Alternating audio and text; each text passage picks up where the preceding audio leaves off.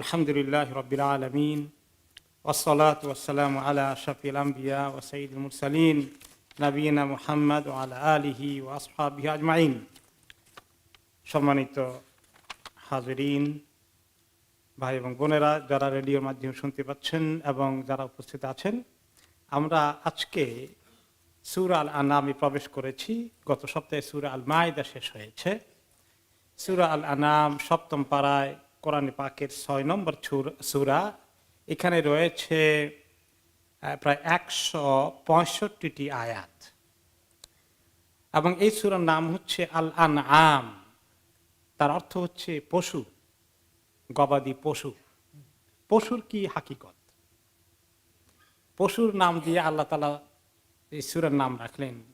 কারণ হচ্ছে এই সূরা এক পর্যায়ে আসবে যে তারা কিছু পশুকে তাদের কিছু জাহিলি ইবাদতের উদ্দেশ্যে বিভিন্ন রকমের কোরবানি এবং উৎসর্গ করে দেওয়ার কিছু তরিকা তারা বের করেছে।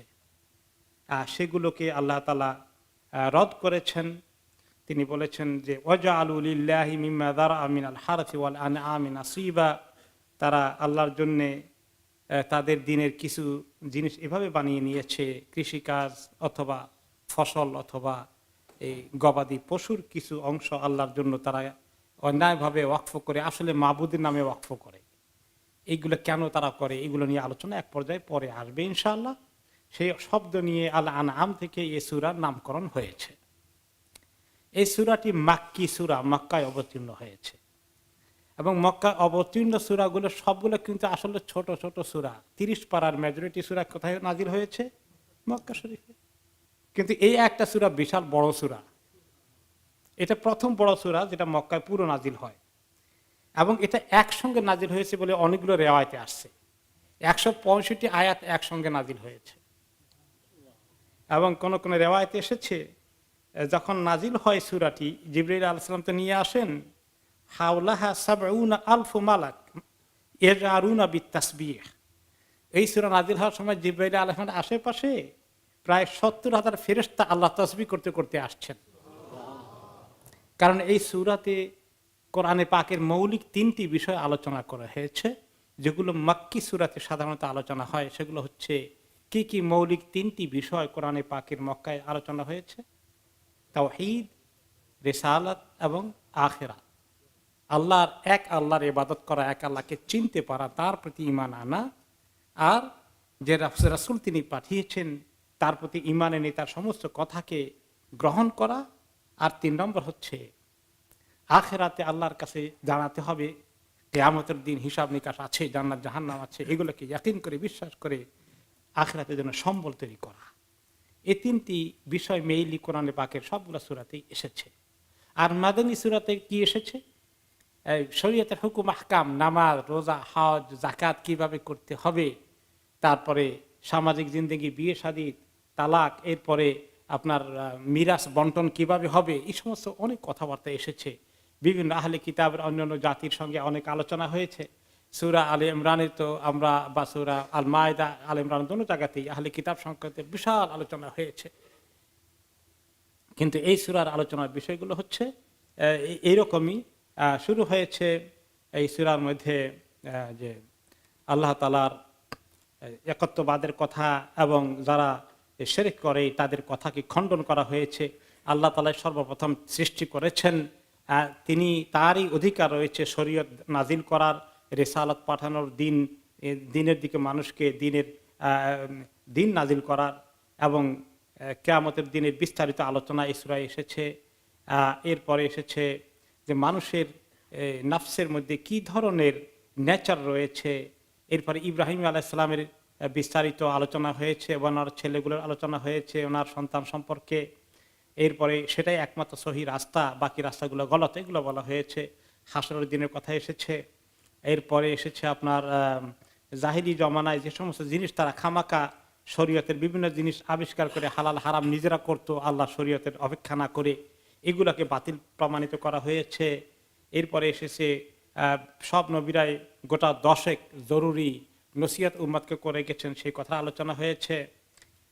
এরপরে আল্লাহ তাআলা বলেছেন যে আমাদেরকে তিনি সৃষ্টি করে কেন দুনিয়াতে পাঠিয়েছেন, কি দায়িত্ব দিয়ে, এসব বিষয়গুলো মোটামুটি এই সূরার আলোচনায় আসবে। এই সূরা শুরু হয়েছে যেভাবে আর গত সূরা যেখানে শেষ হয়েছে আপনারা মিলালে দেখবেন যে মিলে, এটাকে বলে তানাসুব। একটি সূরার সঙ্গে আরেকটি সূরা কিভাবে একই সূত্রে গাঁথা আছে, নতুন কোনো অধ্যায় নয়, নতুন কোনো চ্যাপ্টার নয়, কন্টিনিউশন, ধারাবাহিকতা কিভাবে আছে খেয়াল করেন। সূরা আল মাইদা শেষ হয়েছে যে আয়াতগুলো দিয়ে, সেগুলো কি? আল্লাহ তাআলা বলেছেন লিল্লাহি মুলকুস সামাওয়াতি ওয়াল আরদি ওয়া মা ফীহিন ওয়া হুয়া আলা কুল্লি শাইইন কাদির। এটা 120 নম্বর আয়াত, শেষ আয়াত ছিল সূরা আল মাইদার। এর অর্থ কি? আল্লাহর জন্য আকাশ জমিন এবং এর মধ্যে যা কিছু আছে এগুলোর মালিকানা, এগুলোর অধিকার, এগুলোর কর্তৃত্ব একমাত্র আল্লাহর কাছে। তিনি সব কিছুর উপরে ক্ষমতাবান। এই হলো শেষ সূরা আল মাইদা। আর সূরা আন-নিসা শুরু হয়েছে আলহামদুলিল্লাহিল্লাযী খালাকাস সামাওয়াতি ওয়াল আরদা ওয়া জাআলায যুলুমাতি ওয়ান নূর। প্রশংসা সে আল্লাহর, যিনি আকাশসমূহ, আসমানসমূহ এবং জমিনকে সৃষ্টি করেছেন আর অন্ধকার আর আলো বানিয়েছেন। সুম্মাল্লাযীনা কাফারু বিরাব্বিহিম ইয়াদিলুন। অতঃপর যারা কুফরি করেছে তারা তাদের রব থেকে সরে আসলো। তাহলে দেখেন আলহামদুলিল্লাহিল্লাযী খালাকাস সামাওয়াতি ওয়াল আরদ, আর আগে লিল্লাহি মুলকুস সামাওয়াতি ওয়াল আরদ, তাই না?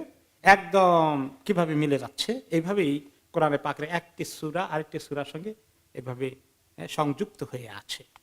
এটা একমাত্র কোরআনেই সম্ভব, এভাবে এত নিপুণভাবে কোরআনের সূরাগুলোকে ধারাবাহিকতাকে সম্পন্ন করানো। এখন আমরা আসি যে আল্লাহ তাআলা এই কোরআনে পাকের মধ্যে যে শুরু করলেন সূরা আল আনআমকে আলহামদুলিল্লাহ দ্বারা। আলহামদুলিল্লাহ আল্লাহ তাআলার হামদ, আল্লাহ তাআলার প্রশংসা। আমরা জানি সমস্ত প্রশংসা আল্লাহ তাআলার জন্য। আলহামদুলিল্লাহ এটা দিয়ে কয়েকটি সূরা কোরআনে পাকে শুরু হয়েছে। সূরা ফাতিহা এই সূরা দিয়ে শুরু হয়েছে, সূরা ফাতির এই সূরা দিয়ে, এই আয়াত দিয়ে শুরু হয়েছে আলহামদুলিল্লাহ দিয়ে। এরকম প্রায় গোটা 5 সূরা শুরু হয়েছে, 5টা সূরা আলহামদুলিল্লাহ শব্দ দ্বারা। এবং আলহামদুলিল্লাহ আল্লাহ তাআলার প্রশংসা।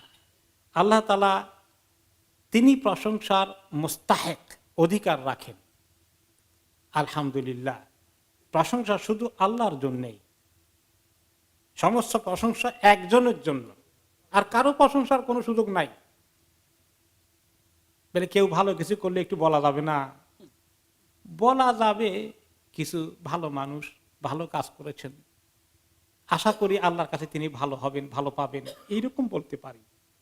কিন্তু যেটা চূড়ান্ত পর্যায়ে প্রশংসা পাওয়ার যিনি উপযুক্ত, তিনি কে? আল্লাহ তাআলা। তিনি কেন একমাত্র প্রশংসা পাওয়ার উপযুক্ত, এগুলো তিনি আমাদেরকে শেখাচ্ছেন আল্লাহ তাআলা, যে আমরা যেন বেশি করে আল্লাহর প্রশংসা করি। তিনি আমাদেরকে সৃষ্টি করেছেন আল্লাহ তাআলার প্রশংসা করার জন্য, আল্লাহ তাআলার জিকির করার জন্য, আল্লাহ তাআলার ইবাদত করার জন্য, তাই না? কিন্তু আমরা কি ওইরকম প্রশংসা করি? আমরা তো ভুলে যাই, গাফিল হয়ে থাকি। আমাদের জবানে কতবার আলহামদুলিল্লাহ আসে? খুব বেশি তো আসে না সহজে। এই জন্য আল্লাহ তাআলা আমাদেরকে প্রশংসা করতে শেখাচ্ছেন। আর তিনি এই জন্য উপযুক্ত, আল্লাযী খালাকাস সামাওয়াতি ওয়াল আরদ, আকাশ জমিন এবং এগুলোর মাঝখানে যা কিছু আছে সমস্ত সৃষ্টি যিনি সৃষ্টি করেছেন তিনিই তো প্রশংসা পাওয়ার উপযুক্ত। আর কে? কোন ব্যক্তির এই যোগ্যতা আছে বলো দেখি? সূরা ফাতিহাতে যেভাবে বলা হয়েছে আলহামদুলিল্লাহি রাব্বিল আলামিন, যিনি সমস্ত সৃষ্টির রব, সৃষ্টিকর্তা, রিজিক দাতা, তাদের হায়াত মউত যার চাবি কাঠি যার হাতে রয়েছে, তিনি তো একমাত্র প্রশংসা পাওয়ার উপযুক্ত। আর কেউ তো এরকম প্রশংসা পাওয়ার উপযুক্ত কখনো নয়। এই জন্যই আল্লাহ তাআলা এত কিছু সৃষ্টি করেছেন, আমাদের হায়াত মউত দিয়েছেন, পরে আসছে, আর এই সৃষ্টি করে ছেড়ে দেননি। ওয়া জাআলা যুলুমাতি ওয়ান নূর, এবং তিনি অন্ধকার এবং আলোকে সৃষ্টি করেছেন। অন্ধকার এবং আলো দুটোই আল্লাহ তাআলার সৃষ্টি। অন্ধকারের কিছু বিষয় আছে, আলোর কিছু বিষয় আছে।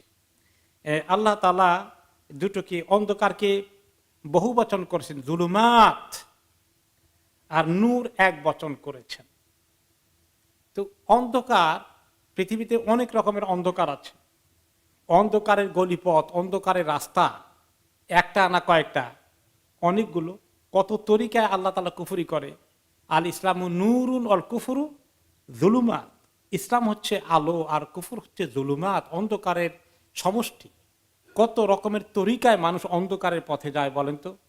কেউ ড্রাগ নিয়ে যায়, কেউ মদের তরিকায় যায়, কেউ বিভিন্ন রকমের এরকম কত ফিতনা ফাসাদ ফাহেসা তরিকা আছে, এগুলা তরিকায় যায়, গোমরাহ হয়ে যায়। তো বিভিন্ন তরিকায় মানুষের পরীক্ষা হয়। এক তরিকাকে চিনলে হবে না, সব তরিকাকে চিনতে হবে, সব তরিকা থেকে সতর্ক থাকতে হবে। একটি তরিকায় আসতে হবে, সেটা হচ্ছে আল ইসলাম। একটি মাত্র। ইসলামের তরিকা কয়টা? একটা।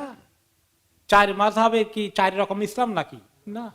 এত মাযহাব যদিও আল্লাহ এবং তার রাসূল ভাগ করে দেন নাই, এটা আস্তে আস্তে বিভিন্ন শিক্ষকের কারণে হয়ে গেছে, কিন্তু এটা এমন কোনো বিভিন্ন তরিকা না, তাই না?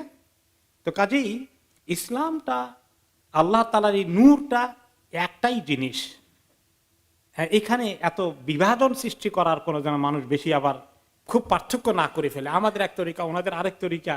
আমরা ইসলামের কাজ করতে গিয়ে মাঝে মধ্যে কিছু মানুষের চিন্তার মধ্যে, কিছু কোরআন হাদিসের গ্রহণ করার ক্ষেত্রে কিছু বিভিন্ন ইমামদের মধ্যে যেভাবে মত পার্থক্য হয়েছে, কিছু হতে পারে, কিন্তু এটা যেন এত বেশি না হয়ে যায় যে এটা একরকম ইসলাম, ওটা আরেক রকমের ইসলাম, আলাদা হয়ে গেছে একদম। তাহলে সমস্যা হয়ে যাবে, সামথিং ইজ রং। দেন আমাদেরকে সতর্ক থাকতে হবে। ইসলাম তো একটাই, নূর, আল্লাহর কাছ থেকে এক বচন, এখানে বহু বচন নেই। এরপরে আল্লাহ তাআলা এখানে আরো হাকিকত আছে যে তিনি আলো এবং অন্ধকার সৃষ্টি করেছেন। অন্ধকার লাগে কিছু সময়ের জন্য, রাত্রে অন্ধকার না দিলে ঘুমাতে পারতাম মজা করে, সেটারও প্রয়োজন আছে। ফিজিক্যাল অন্ধকার লাগে মাঝে মধ্যে। দেখেন না, আপনার রুমের পর্দা যদি হালকা হয়, ঠিক মতো ঘুম আসে না, একটু গাঢ় পর্দা কিভাবে নিয়ে আসা যায়, তাই না? তাহলে ঘুমটা ভালো করে হয়। আল্লাহ তাআলা আমাদেরকে অন্ধকারও দরকার আছে দিয়েছেন, এটাও আল্লাহ তাআলা নিয়ামত। কিন্তু এই অন্ধকার যেমন দরকার আছে, কিন্তু অন্ধকারে বেশি করে থাকলে আবার সমস্যা আছে। আলো লাগবে, সারা দুনিয়া আখিরাতের কাজকর্ম করার জন্য কি লাগবে? আলো লাগবে, নূর লাগবে, লাইট লাগবে। এই জন্য আল্লাহ তাআলা আমাদেরকে নূর এমন ভাবে দিয়েছেন যে নূরের দরকার বেশি। নূর কমে গেলে তো মুশকিল আছে, আলো কমে গেলে মুশকিল আছে। দিনের বেলা সূর্য না উঠলে কেমন লাগে? বেশি সুবিধা লাগে না। কিন্তু যখন সুন্দর করে সূর্যটা উঠে দুনিয়াটা আলোকিত হয়ে যায়, কেমন লাগে বলে? সকালবেলা মনটা ফ্রেশ, আনন্দিত, সারা দুনিয়া উজ্জ্বল মনে হচ্ছে। তো এই যে ফিজিক্যাল, ঠিক তেমনি স্পিরিচুয়াল, আমাদের যখন নূর ঢুকবে, এই নূরটা আল্লাহ তাআলার বিরাট নিয়ামত। নবী করিম সাল্লাল্লাহু আলাইহি সাল্লাম আল্লাহর কাছে নূরের দরখাস্ত দিয়েছেন, আল্লাহ আমাকে নূর দেন। তিনি যখন তাহাজ্জুদ পড়তে উঠতেন অথবা মসজিদের দিকে যাওয়া রওনা করে দিতেন, তখন তিনি নূর পড়তেন, আল্লাহর কাছে নূর চাইতেন। আল্লাহুম্মা জাআল ফি কলবি নূরা ওয়া ফি লিসানি নূরা। আল্লাহ আমার অন্তরে নূর দেন, আমার জবানে নূর দেন। ওয়া ফি সামি নূরা ওয়া ফি বাসারি নূরা, আমার কানে নূর দেন, আমার চোখে নূর দেন। ওয়ান ইয়ামিনি নূরা ওয়ান শিমালি নূরা, আল্লাহ আমার ডান দিকে নূর দেন, বাম দিকে নূর দেন। আমিন আমামি নূরা আমিন ফাওকি আমিন তাহতি নূরা আও আমিন খালফি নূরা, আল্লাহ আমার সামনে আমার পিছনে নূর দেন। হ্যাঁ, আল্লাহুম্মা জাআল মিন তাহতি নূরা আমিন ফাওকি নূরা, আল্লাহ আমার উপরে দিয়ে নূর দেন, নিচে দিয়ে নূর দেন। আবার আরেক হাদিসে বলেছেন আল্লাহুম্মা জাআল ফি লাহমি নূরা, আমার গোশতে নূর দেন। ওয়া ফি দামি নূরা, আমার রক্তে নূর দেন। ওয়া ফি শা'রি নূরা, আমার পশমের মধ্যে নূর দেন। ওয়া ফি আযমি নূরা, আমার হাড্ডির মধ্যে নূর দেন। ওয়া ফি আসাবি নূরা, আমার নার্ভের মধ্যে নূর দেন। আল্লাহুম্মা জাআলনি নূরা, আল্লাহুম্মা জাআলনি নূরা, আমার জন্য নূর দেন, আমাকে নূর বানিয়ে দেন।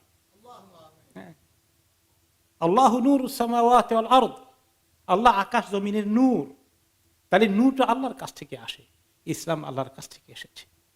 যখন ইসলাম আসে, মানুষের অন্তরে নূর প্রবেশ করে, তখন বক্ষটা প্রসারিত হয়ে যায়, প্রশস্ত হয়ে যায়, দিলটা খুলে যায় ইসলামের জন্যে। ইসলামের প্রত্যেকটি কথা শুনতে ভালো লাগে, মনের মধ্যে আবেগ আসে, জজবা আসে, আপনার ঘন্টা পর ঘন্টা বসে থাকতে মনে চায়। আর যখন নূর ঢুকে না দিলের ভিতরে, তখন কি হয়? কিছুক্ষণ বসে ভালো লাগে না, খালি মোবাইল টিপাটিপি করে। তারপরে কি করবে না করে উস্কু উস্কু করে একটু পরে আস্তে করে উঠে চলে যায়। নূর ঢুকতেছে না, কি করবে, বেচারা কপাল খারাপ। আল্লাহ তাআলা আমাদেরকে এরকম বদনসিব না করুন। হ্যাঁ, তো এই জন্য যখন আমরা ইসলামের আলোচনায় আসবো, দিনের কথা শুনবো, কোরআনের কথা শুনবো, হাদিসের কথা শুনবো, আমরা কি পাবো? নূর পাবো। আর এই নূরের কাছে আসতে হবে। এই নূর যদি গ্রহণ না করি তাহলে কি ঢুকবে, কি থাকবে এখানে? অন্ধকার, জুলুমা। তাহলে আমরা এই এই নূর দুনিয়াতে মিস করব।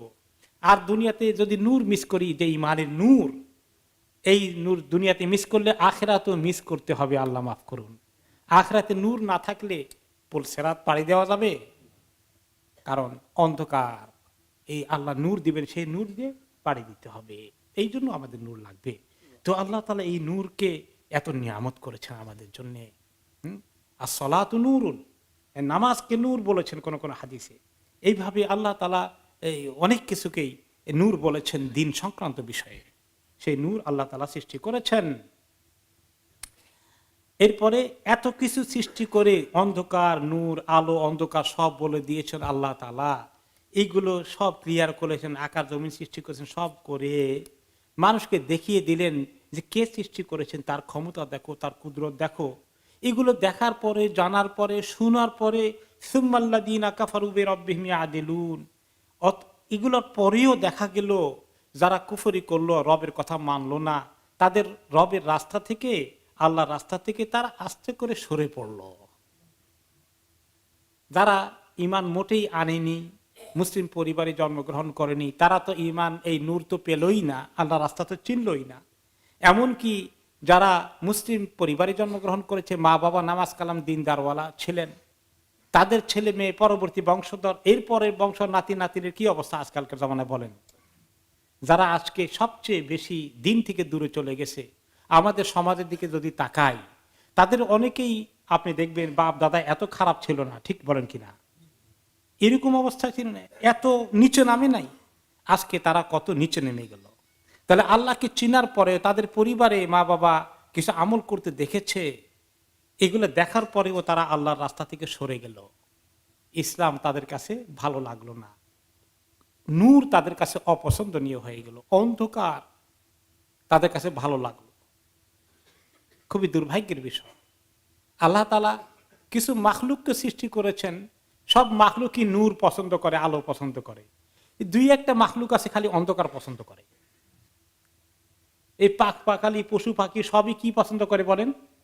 নূর, আলো পছন্দ করে। দিনের বেলা তাদের তৎপরতা শুরু হয়ে যায়, রাতের বেলা তারা সবাই বিশ্রাম নিতে যায়, পশু পাখিকেও তাই দেখা যায়, তাই না? শুধু দুই একটা, এক একটা বলেন তো যেগুলো রাতের বেলা তাদের তো বিচরণ হয়, দিনের বেলা তারা খালি ঘুমায়, বাদুর, পেঁচা, এইগুলা, এই দুই একটা প্রাণী আল্লাহ তাআলা রেখেছেন। হ্যাঁ, কিছু ইতর প্রাণী আছে, ইঁদুর, চিকা, এই সমস্ত জিনিস, এগুলো মোটামুটি এই রাতের বেলায় তারা বিচরণ করে, দিনের বেলা তাদের জন্য সুবিধা লাগে না। তো এরা ইতর প্রাণী, নিচু প্রাণী, এগুলো কিছু এক্সাম্পল আল্লাহ তাআলা সৃষ্টি করেছেন। আপনার কাছে অন্যান্য পাখি দেখলে কেমন সুন্দর লাগে, বাদুরকে দেখলে কেমন লাগবে, দুর্গন্ধে কাছে যাওয়া যায় না। ঠিক তেমনি পেঁচা দেখলে মানুষ এমনিতেই ভয় পায়, এরকম। তাহলে সৃষ্টির মধ্যে, মানুষের মধ্যেও অন্ধকার জগতে যাদের বিচরণ, তারা কারা? ক্রিমিনালরা, তাই না? চোর, ডাকাত, যারা মানুষের সতীত্ব নষ্ট করে, এই সমস্ত অপকর্মকারীগুলো কোন সময়? তার রাতের অন্ধকারে বেশি তারা তৎপর হয়, তাই না? তাহলে আল্লাহ তাআলার এই নূর থেকে যারা দূরে চলে যায়, তারা আসলে বড় দুর্ভাগ্যের অধিকারী। আল্লাহ তাআলা সে কথা আবার মনে করিয়ে দিচ্ছেন, হুয়াল্লাযী খালাকাকুম মিন তিনিন সুম্মা কাদা আজালা ওয়া আজালুম মুসাম্মান ইনদাহু সুম্মা আনতুম তামতারুন। তিনি সে আল্লাহ যিনি তোমাদেরকে সৃষ্টি করেছেন মিন তিন, মাটি থেকে। মাটি থেকে কাকে সৃষ্টি করেছিলেন? সর্বপ্রথম আদম আলাইহিস সালাতু ওয়াস সালামকে। এবং সেই ম্যাটেরিয়ালটা অন্যভাবে পরিবর্তন হয়ে আমাদের শরীরে আছে। আমাদের শরীরের অরিজিন কি? মাটি। এখন যদিও এটা মাটির মতো মনে হয় না, এখন অন্য কিছু গোশত, মাংস, হাড্ডি, এগুলো, তাই না? কিন্তু যখন এগুলো মাটির সঙ্গে মিশে যায়, মাটির সঙ্গে কোন জিনিস মিশে যায় ইজিলি? যেটা মাটি। তাহলে অরিজিনালি মাটি। হ্যাঁ, যদি এখন অন্য একটা ফর্মে আমাদের এই শরীরটা এখন তো, আর আমাদের যিনি সর্বপ্রথম যিনি আমাদের আদি পিতা ছিলেন আদম আলাইহিস সালামকে মাটি দ্বারাই তৈরি করেছেন। সুম্মা কাদা আজালা, অতঃপর তোমাদের সবাইকে একটা আজল ঠিক করে দিয়েছেন। আজল অর্থ একটা নির্দিষ্ট সময় বেঁধে দিয়েছেন। হায়াত কতটুকুন হবে, আমাদের প্রত্যেকেই একটা এই একদম পাকা পোক্ত হায়াতের কনফার্ম করা হায়াত নিয়ে এসেছি নাকি কনফার্ম না? কনফার্ম, একদম কনফার্ম, আজল ঠিকঠাক করে দেওয়া আছে। যে কেউ কেউ বলেন যে রিটার্ন টিকিট নিয়ে এসেছি এবং রিটার্ন টিকিটটা একদম কনফার্ম হয়ে আছে, কনফার্ম। আজলুন মুসাম্মা, সুম্মা কাদা আজালা, তোমাদেরকে আজল ঠিক করে দিয়েছেন, হায়াত নির্দিষ্ট করে দিয়েছেন। এই হায়াতটা তোমাদের জন্য একটা বিশাল সুযোগ, যে এই হায়াতটাকে আমি কিভাবে কাজে লাগিয়ে আল্লাহ তাআলার কাছে সুন্দর আমল নিয়ে হাজির হয়ে যাব। তাবারাকাল্লাযী বিয়াদিহিল মুলকু ওয়া হুয়া আলা কুল্লি শাইইন কাদির আল্লাযী খালাকাল মাউতা ওয়াল হায়াতা লিয়াবলুয়াকুম আইয়ুকুম আহসানু আমালা ওয়া হুয়াল আজিজুল গফুর। কোন সূরা? সূরা তাবারাক, সূরা আল মুলক। কেন তিনি আমাদেরকে সৃষ্টি করেছে হায়াত মউতের এই রুটিন দিয়ে দিলেন?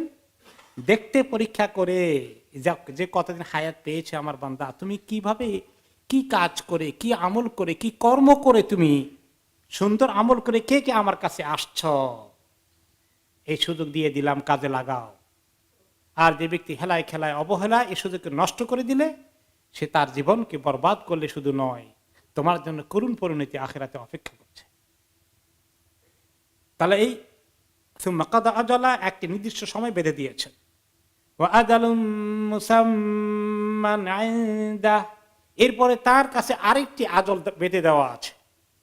এই তো আমরা দুনিয়াতে 60, 70, 80, 90 যায়, আল্লাহ বাঁচিয়ে রাখেন, চলে গেলাম। এরপরে কোথায়? কবরের জিন্দেগি, বারজাখের জিন্দেগিতে চলবে আরেকটি সময় নির্দিষ্ট করা আছে, সেটাও আমরা জানি না কতদিন। সেটার শেষে কি হবে? আল্লাহ তাআলার কাছে যখন কেয়ামতে পরে হাসর, তখন আল্লাহ তাআলার কাছে এবারে দেখা হয়ে যাবে, হিসাব নিয়ে খাড়া হওয়া লাগবে, আমলনামা নিয়ে হাজির হয়ে যাওয়া লাগবে। সেদিনটা নিয়ে তোমরা চিন্তা করো, এই সুযোগ দিয়েছি, এত কিছু বলে দিলাম, অথচ এগুলা শোনার পরেও সুম্মা আনতুম তামতারুন, এগুলা শোনার পরে জানার পরে তোমরা সন্দেহ করো যে কিসের আবার এই মুহূর্তে পরে আরেক জিন্দেগি হবে, এই মরলেই তো শেষ, মাটিতে খেয়ে ফেলবে, আবার মানুষকে কিভাবে নতুন করে আবার সৃষ্টি করা হবে, অসম্ভব। অবিশ্বাসী হয়ে যাও তোমরা, শোভা সন্দেহ পড়ে যাও, তোমাদের ইয়াকিন হয় না, আর সে আল্লাহর ইবাদত তোমরা করো না। ওয়াহু আল্লাহু ফিস সামাওয়াতি ওয়া ফিল আরদি ইয়ালামু সিররাকুম ওয়া জাহরাকুম ওয়া ইয়ালামু মা তাকসিবুন। আর তিনি হচ্ছেন আল্লাহ, আকাশসমূহের মধ্যে তিনি আল্লাহ, যে আল্লাহর ইবাদত করা হয়। ওয়া ফিল আরদি, জমিনেও তিনি, যার ইবাদত করা হয়, ইবাদত করা উচিত, অন্য কোনো কিছুর ইবাদত করার কোনো অধিকার নাই কারো। আসমান এবং জমিনে তিনি একমাত্র আল্লাহ, তিনি একমাত্র মাবুদ। তিনি তোমাদের গোপন এবং প্রকাশ্য সব কিছু তিনি জানেন, এবং তিনি এটাও জানেন যা কিছু তোমরা কামাই করো, যা কিছু তোমরা উপার্জন করো, যা কিছু তোমরা অর্জন করো, আমরা যা কিছু আমল করে যাই সমস্ত খবর তিনি রাখেন। এত সুন্দর করে আল্লাহ তাআলা বলে দিলেন, তারপরে মানুষ কি এই কথা শুনে গ্রহণ করে, কবুল করে? ওয়ামা তা'তিহিম মিন আয়াতিন মিন আয়াতি রাব্বিহিম ইল্লা কানু আনহা মু'রিদিন। যখনই তাদের কাছে আমার আয়াতগুলো সমূহ থেকে কোনো আয়াত আসে, নাজিল হয়, নতুন করে কোনো আয়াত বলে দেওয়া হয়, ওহী আসে, শোনার পরেই সঙ্গে সঙ্গে তারা মুখ ফিরিয়ে নেয়। কিসের এগুলো? এগুলো আমাদের শোনার কোনো প্রয়োজন নাই, আমরা এগুলোকে আদৌ বিশ্বাসও করি না। এই হলো কাফেরদের অবস্থা। মুসলমানদের মধ্যে কত মানুষ আছে এই কোরআনের আয়াত শুনতে চায়, তাফসির শুনতে চায়, তাফসিরের আয়োজন করতে দেয় না। কি করে? 144 ধারা জারি করে, তাফসির করা যাবে না। মানুষের এত ক্ষমতা হয়ে গেছে, আল্লাহর কালাম আলোচনা করতে দেবে না, আল্লাহর সঙ্গে চ্যালেঞ্জ করে। তো আল্লাহ তাআলা তো সঙ্গে সঙ্গে গলা টিপে শেষ করে দিচ্ছেন না। এই জন্য মানুষ মনে করে আমাকে কেউ কিছু করতে পারবে না, কে আছে দুনিয়ার মধ্যে। আল্লাহ তাআলা তো এরকম আবু জাহল আবু লাহাবকে কিছুদিন সময় দিয়েছেন না, দেন নাই? ফেরাউনকে দিয়েছেন, নমরুদকে দেন নাই? দিয়েছেন। তো এই সময় পেলে নমরুদ ফেরাউন সময় পেলে কাজে লাগাইনি। বলে আমার এত ক্ষমতা, সমস্ত আমার বাহিনী আমার খেদমতে নিয়োজিত, সারা দুনিয়া আমার পক্ষে আসে, কে আমরা কি করবে? এরকম হয়ে যায়, বেপরোয়া হয়ে যায়। তাহলে কোনো কথাই, কোনো নসিহত, কোনো আয়াত, কোনো হাদিস, কোনো কোরআন তার কোনো কাজে লাগে না, শুনতে চায় না, গ্রহণ করে না, কেউ কোনো পরোয়াই করে না। আমাকে একজন বললেন যে এরকম কিছু লোকজন তিনি চিনেন, আমাদের দেশের মধ্যে আছেন, তথাকথিত মুসলিম, এমনকি ঈদের দিনেও নামাজ পড়ে না, অনেক উঁচু তবকার লোক তারা। বলে যে শেষ পর্যন্ত ঈদের দিনে নামাজ না পড়তে গেলে তো মানুষের সিসি করবে, কি করা যায়, যে ঈদের সময় তারা ওই বাইরে ফরেন কান্ট্রিতে চলে যায় বেড়াতে। এত দুর্ভাগা। তো এত কিছু আল্লাহ তাআলা নাজিল করলেন, এত সুন্দর সুন্দর কথা, এগুলা শোনার কোনো চিন্তা করতে করেই না। কিভাবে অন্য মানুষ শুনতে না পারে বন্ধ করা যায়, তার ফোন দিয়ে দিন রাত করে যাচ্ছে। ফাকাদ কাযাবু বিল হাক্কি লাম্মা জাআহুম ফাসাউফা ইয়াতিহিম আবাউ মা কানু বিহি ইস্তাহজিউন। ফাকাদ কাযাবু বিল হাক্কি লাম্মা জাআহুম, তাদের কাছে হক কথা এসেছে, হক দিন এসেছে, হক আয়াত এসেছে। এগুলো আসার পরে তারা কি করলো? এগুলাকে অবিশ্বাস করলো, অমান্য করলো, প্রত্যাখ্যান করলো, কখনো গ্রহণ করলো না। ফাসাউফা ইয়াতিহিম, অচিরেই তাদের কাছে আসবে খবর, যা কিছু নিয়ে তারা উপহাস করছিল। কাফেররা প্রথম দিকে দিনের কথা শোনার পরে নবী করিম সাল্লাল্লাহু আলাইহি ওয়াসাল্লামের সঙ্গে কি করলো? উপহাস করলো, ঠাট্টা মস্কারি করলো, ঠাট্টা মস্কারি করা শুরু করে দিয়েছিল। নবী করিম সাল্লাল্লাহু আলাইহি সাল্লাম যখন বললেন যে আল্লাহ তাআলা আমাকে ওহী নাজিল করেছেন, আমাকে খবর দিয়েছেন, আমি যেন সবাইকে দিনের দিকে ডাকি, সবাইকে বলি এক আল্লাহর ইবাদত করো, এগুলো ছেড়ে দাও। তখন তারা উপহাস করে, আল্লাহ তাআলা আর মানুষ পাইলেন না বুঝি? এত বড় বড় ধনী বড় লোক আছে, সেগুলো একটাও না ধরে তোমার মতো একটা ইতিম অসহায় ছিলে, টাকা পয়সা সয় সম্পদ কিচ্ছু নাই, তোমাকে ধরে নবী বানিয়েছেন, আল্লাহ মানুষ দেখলেন না? উপহাস। ফেরেশতা দিয়ে নবী পাঠা, তুমি কি ফেরেশতা হয়েছ নাকি? এইভাবে বিভিন্ন রকম, তাকে জিনে পেয়েছে, ভূতে পেয়েছে, এ পাগল, তার কথা শুনো না, এগুলো দিয়ে শুরু হয়েছে। কিন্তু এখানেই শেষ নাকি? তারপরে অত্যাচার, নির্যাতন চূড়ান্ত পর্যায়ে এসেছে। আজকের পৃথিবীতেও দিন যাদের প্রতি, দিনের কাজ যারা করে তাদের প্রতি খড়গ হস্ত। শুধু উপহাস নয়, এর চেয়েও মারাত্মক অবস্থায় মানুষের দুশ্মনী এই দিনের প্রতি কিভাবে আসে তার এক্সাম্পল আমরা ইতিহাসে দেখেছি, এবং আমাদের চক্ষুতে এই পৃথিবীতে বর্তমানে আমরা দেখতে পাচ্ছি। আল্লাহ তাআলা তাদেরকে বলেন ফাসাউফা ইয়াতিহিম, অচিরেই তাদের কাছে খবরগুলো আসবে, যা কিছু নিয়ে তারা উপহাস করছিল। অচিরেই বলতে হয়তো এই দুনিয়াতে আল্লাহ তাকে ধরে ফেলবেন, তার সমস্ত কিছু কিভাবে কিছুই কাজ করবে না, তা সে আল্লাহর পাকড়ার মধ্যে চলে যাবে, এটা হতে পারে। আর হতে পারে যে কেউ কেউ একটু লম্বা সময় পায়, কেউ মনে হয় তাকে কিছুই করতে পারে না, আল্লাহ তাআলা তাকে দুনিয়াতে কিছু দিলে তো আখেরাতে একটু কমতে পারে, এই জন্য সব আখেরাতে দেওয়ার জন্য ধরে রাখবেন। এরকম মাঝে মধ্যে আল্লাহ তাআলা করেন। কাকে আল্লাহ তাআলা একটু নগদ ধরবেন, কাকে বাকিতে ধরবেন, কাকে আরো সময় দিবেন, এটা তো আমার আল্লাহ তাআলা জানেন। এটা তো তিনি আমাদের সঙ্গে পরামর্শ করবেন না। আল্লাহ তাআলার কাছে সেটাও আদালুম মুসাম্মা, সেটাও ঠিক করা আছে। তো এখন এগুলা যখন তাদের প্রতি হয় না, তারা বেশ চালিয়েই যাচ্ছে, তাদের এখন আর কোনো অন্য কোনো, আপনি যতই বুঝান কিছুই বিশ্বাস হয় না, তাদের কোনোদিন কোনো ক্ষতি হতে পারে তারা আদৌ বিশ্বাস করে না। আল্লাহ তাআলা তখন পরবর্তী আয়াতে বলছেন, আলাম ইয়ারাউ কামা আহলাকনা মিন ক্বাবলিহিম মিন কারনিম মাক্কান্নাহুম ফিল আরদ মা লাম নুমাক্কিন লাকুম। মক্কার কুরাইশ দিকে লক্ষ্য করে আল্লাহ বলেন, তারা কি দেখে না এদের আগে যাদেরকে আমি জমিনে ক্ষমতা দিয়েছিলাম, এই কুরাইশদেরকে কি ক্ষমতা দিয়েছি তার চেয়ে অনেক বেশি ক্ষমতা দিয়েছিলাম। মক্কার কুরাইশা আরব উপদ্বীপের ছোট্ট এলাকায় তাদের একটু নেতৃত্ব প্রভুত্ব আছে, ক্ষমতা আছে। কিন্তু ফেরাউনের ক্ষমতা কদ্দূর ছিল, নমরুদের ক্ষমতা কদ্দূর ছিল, এগুলো তো মানে মক্কার কোরাইশদের ক্ষমতা তো তাদের কাছে কিছুই না। তারা দেখলো না ওদের প্রতি কি হয়েছে, কওমে আদের শক্তিশালী লোকগুলোর কি হয়েছে, কওমে সামুদের শক্তিশালী লোকদের উপরে কি আযাব হয়েছে, এগুলা তারা দেখে না। কোরাইশরা এগুলা ঘটনা জানতো। আজকের জামানা লোকেরা কি এগুলা দেখে? তারা কি আজকের জামানা লোকেরা এই সমস্ত ইতিহাসের নাম কোনোদিন শুনেনি? ফেরাউনের কথা শুনেনি, নামরুদের কথা শুনেনি? তার পরবর্তী পর্যায়ে বিভিন্ন জায়গায় যুগে যুগে অত্যাচারীদের প্রতি কি নির্যাতন, কি করুণ পরিণতি এসেছে, তারা কি দেখেনি কোনোটা? কিছু না কিছু হলে তাদের জানা তো আছে। এরপরে তারা শিক্ষা গ্রহণ করে না। বাংলা একটা কথা বলে, ইতিহাসের বড় শিক্ষা হচ্ছে ইতিহাস থেকে কেউ শিক্ষা নেয় না। একটা বাস্তব কথা, কোরআনের এই আয়াতের তাফসিরে ওই কথাই মনে পড়ে যে এই ইতিহাসগুলো আল্লাহ তাআলা বারে বারে বলছেন, মানুষকে স্মরণ করে দিচ্ছেন, কিন্তু মানুষ শিক্ষা নিচ্ছে না।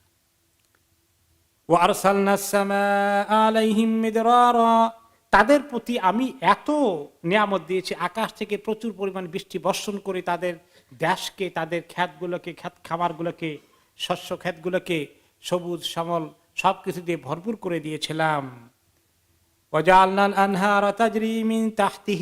তাদের দেশের নদী নালাগুলো তাদের নিচে সুন্দর করে প্রবাহিত হচ্ছিল কুলকুল করে। এত সুন্দর বরকত, এত নিয়ামত আল্লাহর পক্ষ থেকে তারা পাচ্ছিল। এত নিয়ামত পেয়ে তারা যখন নিয়ামতের অকৃতজ্ঞতা প্রকাশ করলো, তখন আমি তাদের প্রতি সীমালঙ্ঘন করার কারণে কি করেছি? আহলাকনাহুম, হালাক করে দিয়েছি। এক একটা আযাব এসে তাদেরকে ধ্বংস করেছে। কিভাবে? কওমে আদ, কওমে সামুদকে আল্লাহ তাআলা নিপাত করেছেন, ফিরআউন নমরুদকে নিপাত করেছেন। ওয়া আনশা'না মিন বাদিহিম কারনান আখারিন, অতঃপর তাদের পথে, তাদের পরে, তাদের এলাকায়, তাদের দেশে আমি নতুন জেনারেশন নিয়ে এসেছি, নতুন আরেক গোষ্ঠীকে, আরেক জাতিকে দিয়ে এসেছি। এই দেশের ক্ষমতা তাদের হাতে দিয়েছি। ওদের হাতে চিরদিন ক্ষমতাকে কুক্ষিগত করে ধরে রাখার সুযোগ আমি দেইনি, কেড়ে নিয়েছি।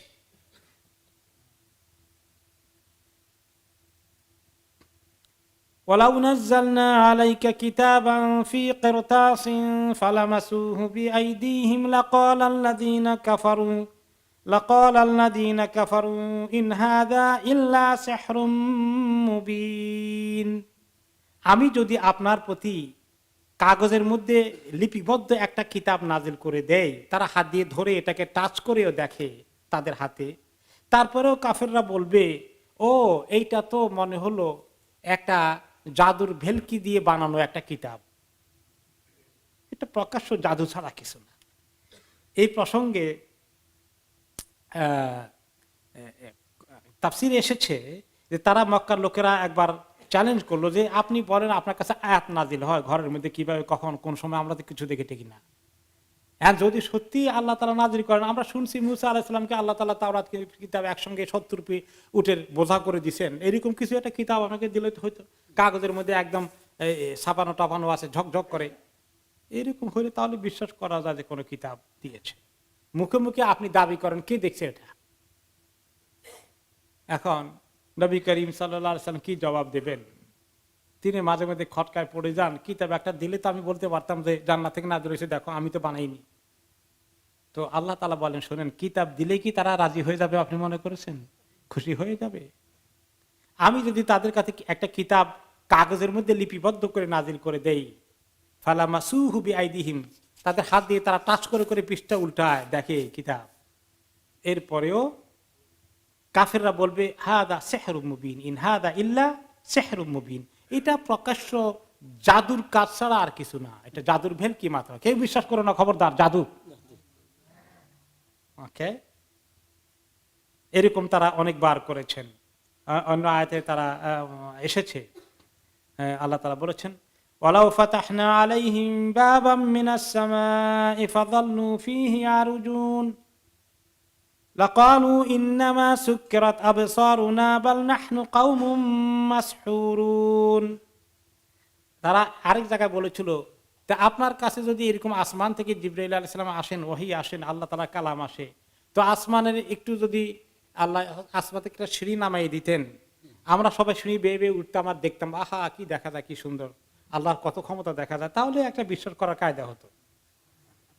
তো সেটার জবাব আল্লাহ তাআলা দিয়েছেন। আমি যদি আসমানের কোনে একটা দরজা খুলে দেই, সিঁড়ি নেমে আসে, তারা উঠে যায় সেখানে, তারপরে তারা বলবে এই খবরদার, উঠার পরে বলবে ইন্নামা সুকরাত আবসারুনা, শোনো আমাদেরকে নজরবন্দি করা হয়েছে জাদু মন্ত্র করে, কেউ ওগুলা বিশ্বাস করবে না, ভেলকি ভেলকি চলতেছে এগুলো।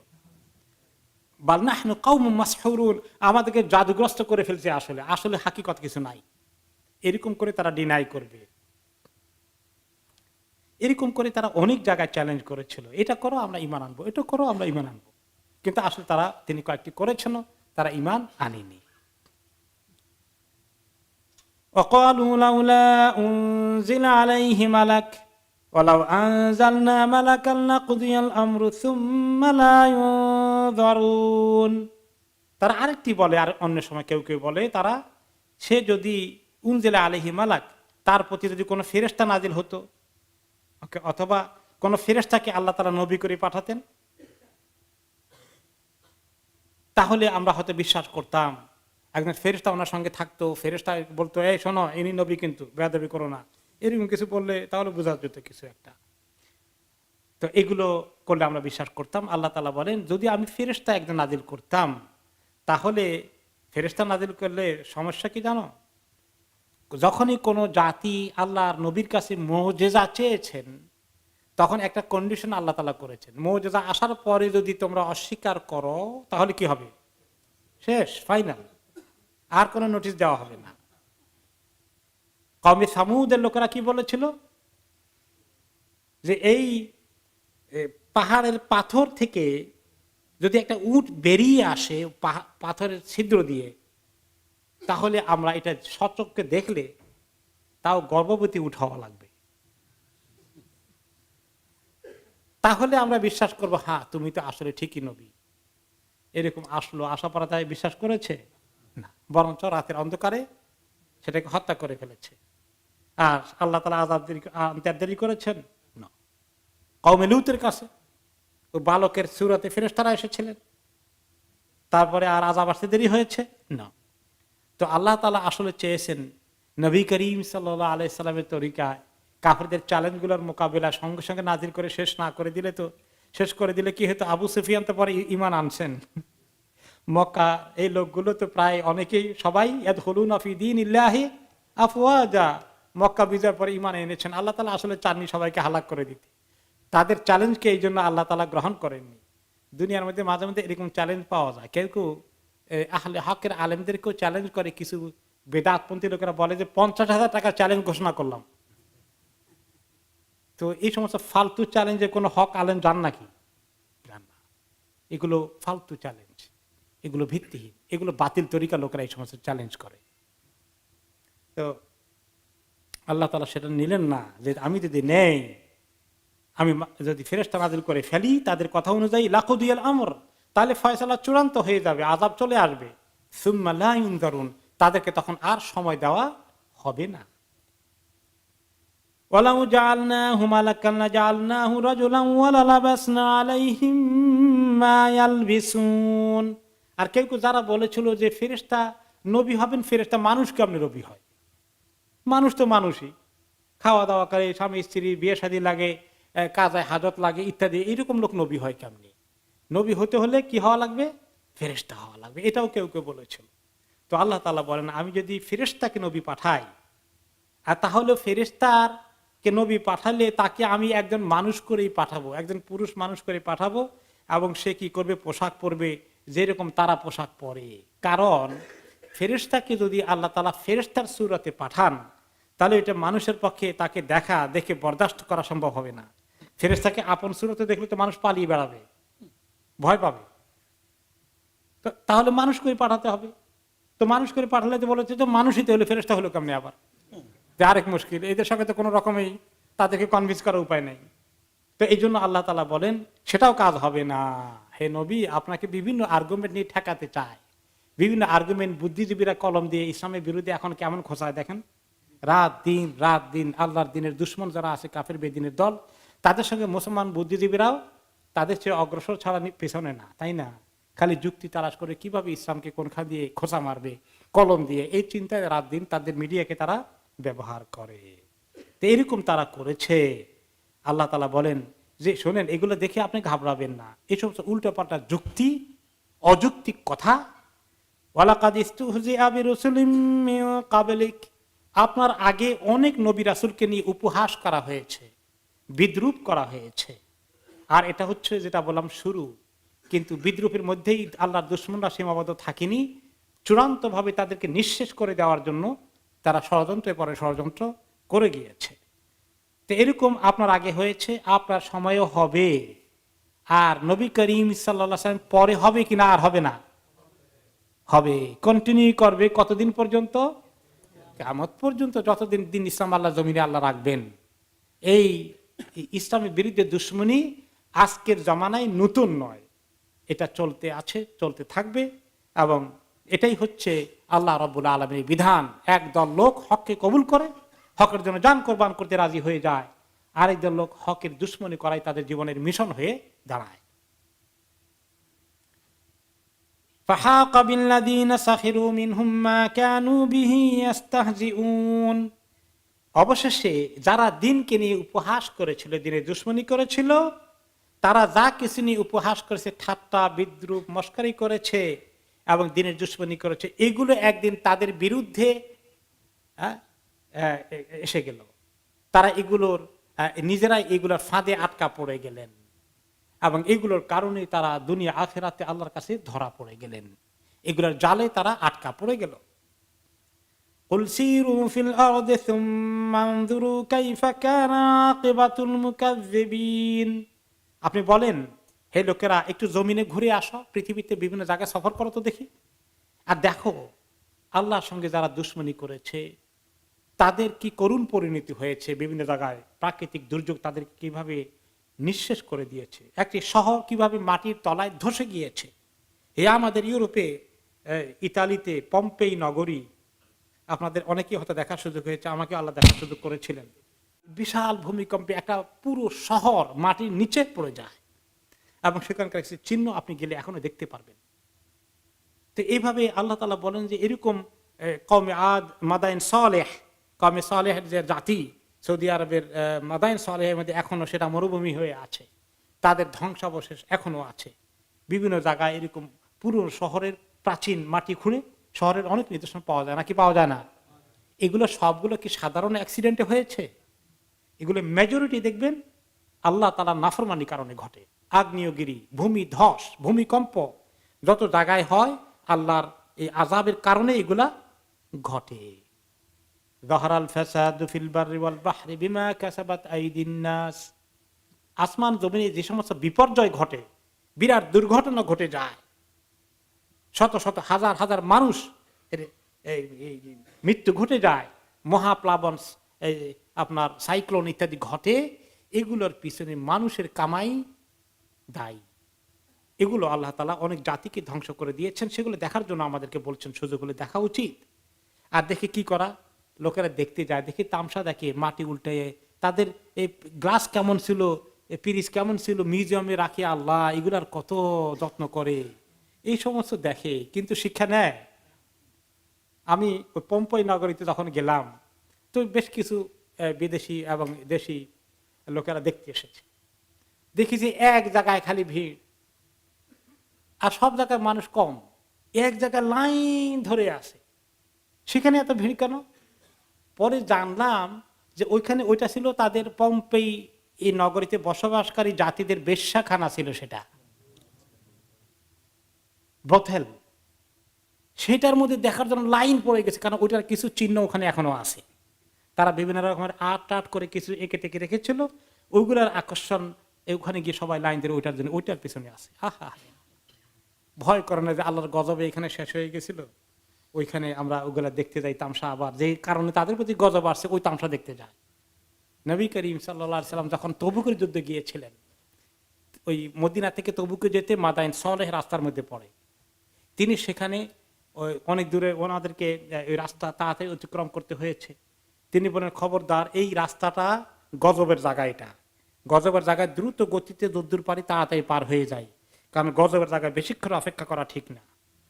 তা আমি যখন ওইখানে ঘুরি তখন আমার খালি গজবের জায়গার কথা মনে পড়তেছিল, ভয় লাগতেছিল যে আল্লাহ তাড়াতাড়ি পার হয়ে যায়, আবার টিকিট খরচ করে আসছে, কিছু দেখাও তো লাগে। দেখতেও মনে চায়, টিকিটের পয়সা উসুল করা, আবার ভয়ও লাগতেছে। তো তিনি বললেন তাড়াতাড়ি পার হয়ে যাও, তাড়াতাড়ি পার হয়ে যাও। সাহাবায়ে পার হয়ে যাচ্ছে, আর বললেন খবরদার, এখানে ওদের কোনো পরিত্যক্ত কুয়া থাকলে ওই কুয়ার পানি খেও না, এই পানি খেও না, এই পানির মধ্যে গজব আছে। সাহাবায়ে কেরাম বললেন, ইয়া রাসূলুল্লাহ, আমরা তো পানি দিয়ে কিছু ওই আটা ইয়ে করেছি, রুটি বানানোর জন্য ডো বানিয়ে ফেলেছি, এগুলো আটা এগুলো ফেলে দাও, এগুলো খাইও না খবরদার। সুবহানাল্লাহ। এই গজবের জায়গায় মানুষ যায় অনেক, এরকম দেশে অনেক বিভিন্ন প্রাকৃতিক চিহ্ন দেখার জন্য এবং ধ্বংসাবশেষ দেখার জন্য। আল্লাহকে ভয় করে না মানুষ। সেখানে সেখানে যতক্ষণ থাকবে, দেখতে হলে শিক্ষা নেওয়ার জন্য দেখা যাইতে পারে, কিন্তু আল্লাহকে ডাকতে হবে যে আল্লাহ তোমার আযাব থেকে পানা চাই, আল্লাহ তুমি আমাদের তোমার আযাব থেকে হেফাজত করো।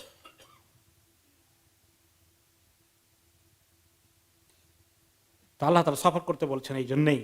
সুম্মানজুরু কাইফা কানা আকিবাতুল মুকাদ্দিবিন। আরো তামসা হলো সুবহানাল্লাহ, জর্ডানে যারা গিয়েছেন, ডেড সি, ডেড সি কওমে লূতের এই এলাকা, তাই না?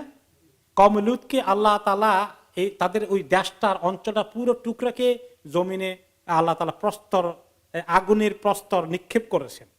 করতে করতে তাদের এই টুকরাটাকে একদম আকাশের কাছে উঠিয়ে নিয়েছেন। আসমানের ফেরেশতারা হাঁস মুরগি কুকুর বিড়ালের চিৎকার শুনতে পাচ্ছে। সেখান থেকে আল্লাহ তাআলা জিবরাইল আলাইহিস সালামকে বলেন, এবার উপর করে ফেলে দাও। উপর করে মানুষ সহ ফেলে দিল। আর ডাবতে ডাবতে এত নিচে গিয়েছে, পৃথিবীর সবচেয়ে নিচু জায়গা হচ্ছে ওই এলাকা, আল্লাহর গজবের এলাকা। দেখতে যাওয়া জায়েজ আছে আমাদের জন্য, এই যে শিক্ষা নিতে। দেখো, ফানজুরু কাইফা কানা আকিবাতুল মুকাদ্দিবিন। অন্যান্য জায়গায় আল্লাহ তাআলা বলেছেন কাইফা কানা আকিবাতুল মুকাদ্দিবিন, দেখো সুম্মানজুরু কাইফা কানা আকিবাতুল মুকাদ্দিবিন। এই দেখতে যাওয়া, কিন্তু সেখানে গিয়ে নিজেকে আল্লাহর ভয়ে অস্থির রাখা, আর ওইখানে গিয়ে যত রকমের এইসব দেশের নগ্নতা বেহায়াপনা আছে, ওইখানে গিয়ে সবগুলো ওগুলোর এক্সারসাইজ দেখতে পাবেন। হায়রে আল্লাহ, মানুষ একটু আল্লাহকে ভয় করে না, যায় ঠিকই, কিন্তু তারা সেখানে বিভিন্ন রকমের কাপড় চাপড় শরীরে ফেলে দিয়ে ওখানকার ওই জিনিসপত্র কি বলে যেগুলো মাটি গায়ের মধ্যে লাগে, এটাকে কি করে, কি ফায়দা আল্লাহ ভালো জানেন।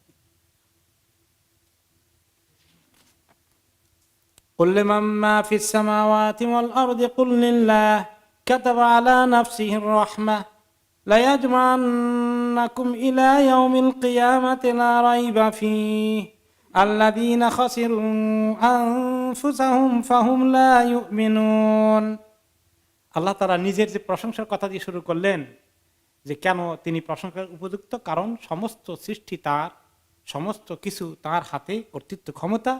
তিনি আবার এই আয়াতে বলছেন, কুল লিমান মা ফিস সামাওয়াতি ওয়াল আরদ, আপনি বলেন তো দেখি, কার হাতে আছে আকাশ জমিনে যা কিছু আছে, এগুলোর কর্তৃত্ব কার হাতে আছে? ওরা যে মানতে চায় না, এগুলোর কর্তৃত্ব কার হাতে আছে? আল্লাহর হাতে। নাকি কর্তৃত্ব আছে বাদশার হাতে, প্রেসিডেন্টের হাতে, প্রধানমন্ত্রীর হাতে, সেনাবাহিনীর হাতে, র্যাবের হাতে? তাদের হাতে আছে? আল্লাহ তাআলা যুগে যুগে কম দেখিয়েছেন, অনেকবার শুনেছেন। মিশরের প্রেসিডেন্ট আনোয়ার সাদাত কুচকাওয়াজ গ্রহণ করছেন, আর কুচকাওয়াজ থেকে এসেই স্টেজের দিকে তাক করে তাকে হত্যা করে ফেললো। তার যারা কুচকাওয়াজ করতে এসেছে তারা, তাহলে ক্ষমতা কি আনোয়ার সাদাতের হাতে ছিল না আল্লাহর হাতে? ইন্দিরা গান্ধীকে কারা হত্যা করেছে? তার বডিগার্ডরা। তাকে এই রকম যারা আক্রমণ করতে আসবে তাদের হাত থেকে রক্ষা করার জন্য। এবং আরো আমাদের দেশেও বিভিন্ন তরিকা এক্সাম্পল আমরা দেখেছি না? এতে শুধু ইতিহাসের মধ্যে থাকবে, বর্তমান জামানায় ভবিষ্যতে কোনো সময় আর এগুলার আল্লাহ তাআলা নিজের হাতে ক্ষমতা রাখেন, সব দিয়ে দিয়েছেন মানুষের হাতে। আহারে, মানুষকে আল্লাহ কখন বুঝাবেন? তো মানুষ স্বীকার করতে চায় না। আল্লাহ প্রশ্ন করছেন, বলেন তো দেখি, তাদেরকে জিজ্ঞাসা করুক, তারা উত্তর দিক, কার হাতে সমস্ত ক্ষমতা আছে আকাশ জমিনের? কুল্লিল্লাহ, আপনি বলুন যে আল্লাহর হাতে সমস্ত ক্ষমতা, আল্লাহর হাতে। সুবহানাকা ইয়া রাব। কাতাবা আলা নাফসিহির রাহমা, এত ক্ষমতা সত্ত্বেও মানুষকে শুধু আল্লাহ ক্ষমতার ভয় দেখিয়ে মানুষকে একদম টেরোরাইজ করে ফেলেন নাকি? ক্ষমতা দেখিয়ে মানুষকে আল্লাহ তাআলা ভয়ের আতঙ্কের মধ্যে রাখেন নাকি? শুধু না, আল্লাহ তাআলা ক্ষমতার পাশাপাশি তিনি কি করেছেন? কাতাবা আলা নাফসিহির রাহমা, তিনি নিজের জন্য রহমতকে ফরজ করে ফেলেছেন। তোমাদেরকে আল্লাহ তাআলা শুধুমাত্র ধ্বংস করার জন্য, শাস্তি দেওয়ার জন্য তো সৃষ্টি করেননি। আল্লাহ তাআলা তোমাদেরকে রহমতের জন্য সৃষ্টি করেছেন। আল্লাহ রহমতের দিকে আসার জন্য তিনি এই রহমত দিয়েছেন। তোমাদেরকে শাস্তির কথা শোনাই, এই জন্য তোমাদেরকে আল্লাহ রহমতের দিকে আনার জন্য। আসলে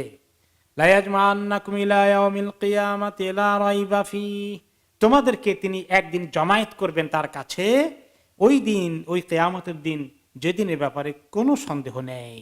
ওই দিন তোমাকে আসতেই হবে হে মানুষ, তার জন্য তুমি তৈরি থাকো, আমল করো, খবরদার। আল্লাযীনা খাসিরু আনফুসাহুম ফাহুম লা ইউমিনুন, যারা নিজেদেরকে সর্বনাশ করেই ফেললো, ক্ষতিগ্রস্ত করেই ফেললো, তারা তো আর ঈমান আনলই না, তারা রহমত থেকে চিরতরেই বঞ্চিত হয়ে গেল।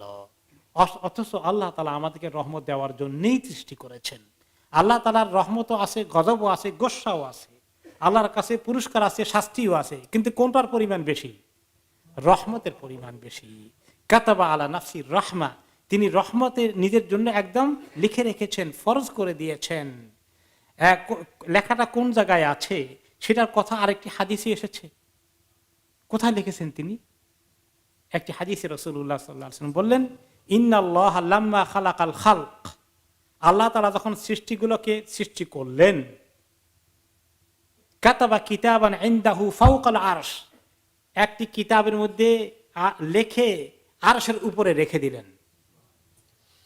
একটা লাইন লিখলেন, কি সেটা? ইন্না রহমাতি তাগলিবু গাদাবি, আমার রহমত আমার রাগ গোস্বার উপরে বিজয় লাভ করে। আমার রহমতের প্রাধান্য রয়েছে আমার রাগ গোস্বা এবং আমার শাস্তির উপরে। আল্লাহ তাআলা এত রহমান, এত রাহিম, তার এত রহমত আছে, সেই রহমতের দিকে তিনি আমাদেরকে ডাকেন। আল্লাহ তাআলা এই রহমত দেওয়ার জন্যই আমাদেরকে সৃষ্টি করেছেন, রহমত পাওয়ার জন্যই এত সুন্দর করে তিনি আমাদেরকে নিয়ামত দিয়ে ধন্য করেছেন। আল্লাহ রহমতের কারণে এই পৃথিবীর মধ্যে আল্লাহ তাআলা অনেক কিছুর মধ্যে দয়া মায়া দিয়েছেন। আল্লাহর রহমতের কারণেই তিনি আমাদের দিলে রহমত দিয়েছেন। এই জন্য আমরা একে অপরের প্রতি রহমতের আচরণ করি। আল্লাহর রহমতের কারণে ছোটদেরকে আমরা আদর করি। আল্লাহর রহমতের কারণে একদিন দুঃখ কষ্টে আমাদের দিলে কি হয়? সমবেদনা হয়। আল্লাহর রহমতের কারণে আপনি দেখবেন যে মা নিজের ঘুমকে হারাম করে দিয়ে বাচ্চাকে, এই বাচ্চার জন্য সারা রাত জেগে থাকছে। এই যে আমাদের রহমত কত জায়গায় আল্লাহ তাআলা ছড়িয়ে দিয়েছেন, সেই রহমত পাওয়ার জন্যই আল্লাহ তাআলার নাম আর রহমান আর রাহিম। এবং আল্লাহর এই রহমতের গুণটি দিয়ে, দুটো গুণকে দিয়েই আমাদের বিসমিল্লাহর মধ্যে আল্লাহ তাআলা দুটো সিফাতকে এনেছেন, আর কোনো সিফাতকে আনেননি। বিসমিল্লাহির রহমানির রাহিম, আলহামদুলিল্লাহি রাব্বিল আলামিন, তারপরেই আর রহমানির রাহিম, অন্যতম সিফাত যেগুলো অন্যগুলোর উপরে আল্লাহ তাআলা সৃষ্টি, রব্বুল আলামিন আগে এসেছে আলহামদুলিল্লাহর পরে, কারণ সৃষ্টির খবর দিয়েছেন, আমাদের উপর আল্লাহর কর্তৃত্বের খবর দিয়েছেন। এরপরেই আল্লাহর যত ক্ষমতা আছে, যত গুণবাচক নাম আছে, তারপরেই আর রহমান আর রাহিমকে নিয়ে এসেছেন। আল্লাহ তাআলা রহমত দেওয়ার জন্যই আমাদেরকে সৃষ্টি করেছেন। এবং সেই রহমত এত দেওয়া দিয়েছেন, তিনি যা আমাদেরকে দিয়েছেন, দুনিয়ার মধ্যে একে অপরের প্রতি যা দয়া মায়া আমরা দেখাই, এই সব কিছু ওনার কাছে থাকা রহমতের মাত্র 100 ভাগের 1 ভাগ, আর 99 ভাগ এখনো আল্লাহ তাআলার কাছে রিজার্ভ রয়েছে। কিয়ামতের দিন আহলুল জান্নাহ, নেককারদের জন্য আল্লাহ তাআলা এগুলাকে বরাদ্দ করবেন। এখন চিন্তা করেন কত রহমত আমাদের ইন্তজারে আছে। আর সেই রহমত যদি আল্লাহ আমাদের নসিব করেন, আমরা কত কামিয়াব হয়ে যাব, আল্লাহুম্মা আমিন। আর এই রহমত থেকে যদি বঞ্চিত হয়ে যায়, তাহলে আমরা কত নিয়ামত থেকে বঞ্চিত হয়ে যাব। ওয়ালাহু মা সাকানা ফিল লাইলি ওয়ান নাহারি ওয়া হুয়াস সামিউল আলিম, তার জন্যই সবকিছু, যা কিছু রাত এবং দিনের মধ্যে, যা কিছু রাত এবং দিনের মধ্যে স্থিতিশীল হয়ে আছে, যা কিছু দিনে আছে, যা কিছু রাতে আছে, অর্থাৎ এই দিন রাত, এই সময়ের মধ্যে, কালের মধ্যে, জমানার মধ্যে, সকল যুগে যা কিছু আছে, পাওয়া যাচ্ছে, যা কিছুর অস্তিত্ব আছে, যা কিছু টিকে আছে, সব কিছু আল্লাহ তাআলার জন্যই, আর কারোর জন্যই কোনো কিছুর অস্তিত্ব নয়। আসলে মানুষই মনে করে আমি আমার জন্য সৃষ্টি হয়েছি, আমার পেটের জন্য সৃষ্টি হয়েছি। সমস্ত মাখলুক মনে করে তারা সমস্তই আল্লাহ তাআলা তাসবিহ করার জন্য সৃষ্টি হয়েছে। ইসাব্বিহু লাহু মা ফিস সামাওয়াতি ওয়া মা ফিল আরদ, আকাশ জমিন সবকিছু আল্লাহ তাআলা জিকির করে, তাসবিহ করে, আল্লাহ তাআলার প্রশংসা করে। মানুষ আমরাই শুধুমাত্র নিজেদের অন্য মতলবে ঘোরাঘুরি করি, আমাদের অন্য ব্যস্ততা আমাদেরকে অন্য জগতে নিয়ে যায়। সমস্ত কিছু আল্লাহ তাআলা মুতি ফরমাবরদার। আল্লাহু আসলামা মান ফিস সামাওয়াতি ওয়াল আরদ, আসমান জমিনের সব কিছু আল্লাহর হুকুম মেনে নিয়েছে। আল্লাহর হুকুমের বাইরে কোনো কাজ করে না, পশু পাখি পর্যন্ত কোনো কাজ করে না, গাছপালা সবকিছু আল্লাহর হুকুম মেনে চলে। নাফরমানি কে করে? জিন এবং ইনসান, যাদেরকে সৃষ্টি করেছিলেন স্বাধীনতা দিয়ে, আকল দিয়ে, একটু স্বাধীনতা দিয়ে, যে দেখো তুমি কি করবা, তোমাকে আমি সুযোগ দিলাম। সুযোগ পেয়ে এই দুটো জাতি আল্লাহ তাআলার অবাধ্যতায় চলে গিয়েছে। আসমান জমিনকে সৃষ্টি করে আল্লাহ তাআলা বললেন আমার আনুগত্য করবে, তাও আওকারহা, আমার আনুগত্য কি তুমি নিজ ইচ্ছায় স্বেচ্ছায় করবে, নাকি তোমাকে জবরদস্তি আনুগত্য করাতে হবে আমার? আসমান জমিনকে লক্ষ্য করে আল্লাহ তাআলা বললেন, আসমান জমিন বলেন আল্লাহ আতাইনা তাঈন, আল্লাহ আমরা স্বেচ্ছায় আপনার কাছে হুকুম বরদার হয়ে গিয়েছি, আমরা স্বেচ্ছায় ভলান্টিয়ারলি আপনার কাছে মাথা নত করে দিচ্ছি, আপনার হুকুমের বাইরে কোনো কাজ করব না। সূর্য একটা দিন আল্লাহর হুকুমের বাইরে কাজ করে? চন্দ্র করে? আকাশ জমিনের কোন মাখলুক আল্লাহর হুকুমের বাইরে কাজ করে না, একমাত্র জিন ইনসান এই কাজ করে। আর তার করতে করতে কত সীমা লঙ্ঘন করে। আল্লাহ রাব্বুল আলামিন তার এই কুদরতের কথা, আরো কিছু কথা বাকি রয়েছে। তিনি আমাদেরকে কিভাবে কি কল্যাণ দেন, আমরা অসুস্থ হয়ে পড়ে বিপদে পড়লে কিভাবে তিনি আমাদেরকে উদ্ধার করেন, এই সমস্ত কথা আমাদের আসবে আগামী সপ্তাহে।